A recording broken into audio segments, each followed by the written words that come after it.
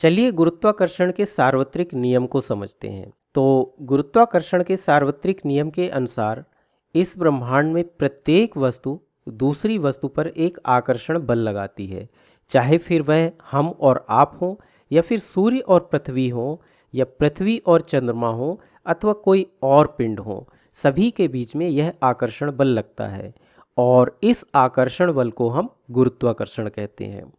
गुरुत्वाकर्षण के सार्वत्रिक नियम के अनुसार इस गुरुत्वाकर्षण बल का मान G गुणा m1 गुणा m2 बटा d स्क्वायर होता है।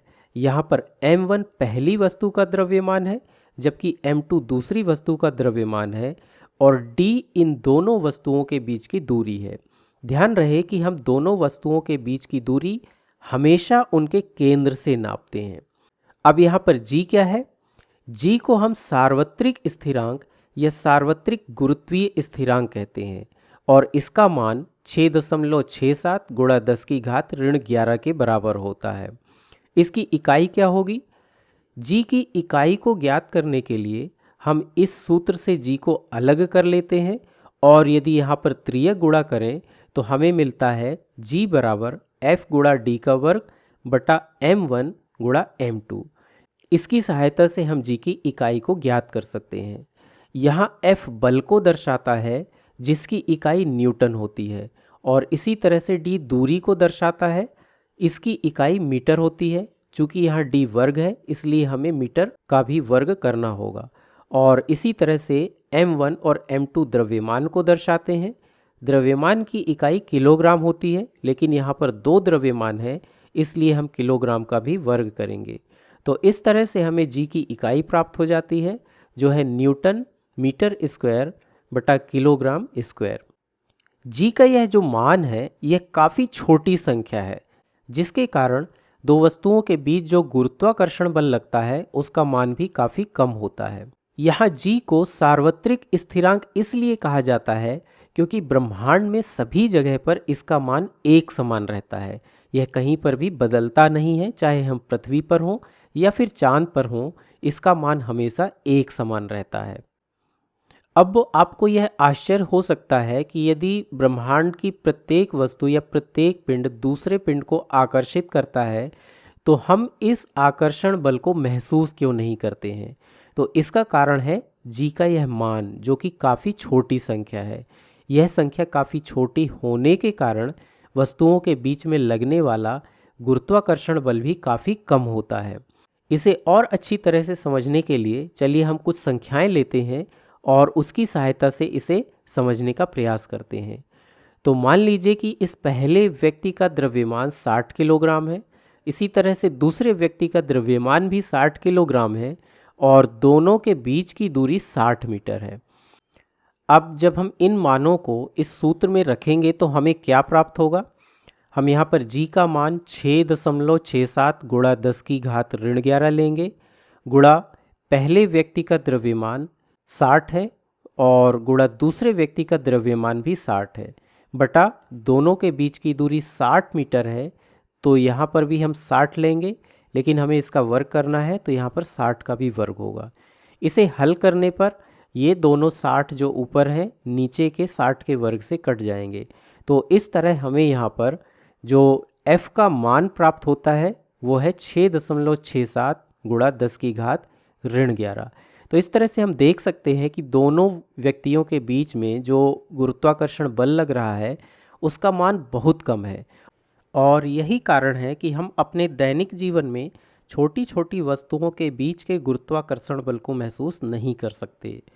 लेकिन क्या होगा यदि ये वस्तुएं काफ़ी बड़ी हों? जैसे यदि हम पृथ्वी और अपने बीच के गुरुत्वाकर्षण की बात करें तो क्या तब भी यह बल काफ़ी कम होगा? तो चलिए इसे भी समझते हैं। यहाँ यदि हम पृथ्वी को देखें तो पृथ्वी का द्रव्यमान बहुत ज़्यादा है। यह लगभग 6 गुणा 10 की घात 24 किलोग्राम के बराबर है, जो कि बहुत बड़ी संख्या है। और पृथ्वी और हमारे बीच की दूरी यदि हम नापें तो चूंकि हम दूरी हमेशा केंद्र से नापते हैं तो यह दूरी 6.4 गुणा 10 की घात 6 मीटर के बराबर होगी, जो कि पृथ्वी की त्रिज्या होती है। अब यदि हम इन संख्याओं को इस सूत्र में रखें तो हमें गुरुत्वीय बल का मान काफ़ी अधिक प्राप्त होगा, यह काफ़ी बड़ी संख्या होगी। यहाँ हमें यह भी ध्यान रखने की ज़रूरत है कि पृथ्वी के इसी गुरुत्वाकर्षण बल के कारण हम पृथ्वी की सतह पर बने रह पाते हैं। यही कारण है कि पृथ्वी हम पर जो ये गुरुत्वाकर्षण बल लगाती है, इसे ही हम अपना भार कहते हैं। तो इसका मतलब यह हुआ कि पृथ्वी पर किसी भी वस्तु का जो भार होता है, वह वास्तव में पृथ्वी द्वारा उस वस्तु पर लगाया जाने वाला गुरुत्वाकर्षण बल ही होता है। तो हम इसके लिए सूत्र लिख सकते हैं। भार का यह सूत्र क्या होगा?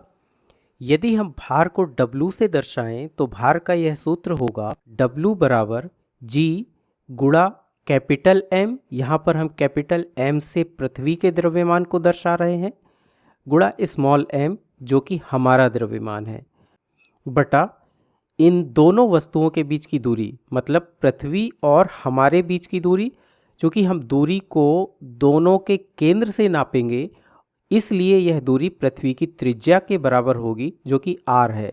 यहाँ पर हमें दूरी का वर्ग करना होगा, तो बटा r का वर्ग आएगा। लेकिन हम यहाँ यह भी जानते हैं कि हमारा जो भार होता है वह m गुणा g होता है। यहाँ पर m हमारा द्रव्यमान है और g गुरुत्वीय त्वरण है। तो यदि हम इस W के सूत्र को mg के बराबर रखें तो इससे हम g का मान, जो कि गुरुत्वीय त्वरण है, इसका मान ज्ञात कर सकते हैं। यहाँ पर इस स्मॉल m से स्मॉल m को हम काट सकते हैं और इससे हमें g का मान प्राप्त हो जाएगा कैपिटल G गुणा m बटा r का वर्ग। इस स्मॉल g को हम गुरुत्वीय त्वरण कहते हैं।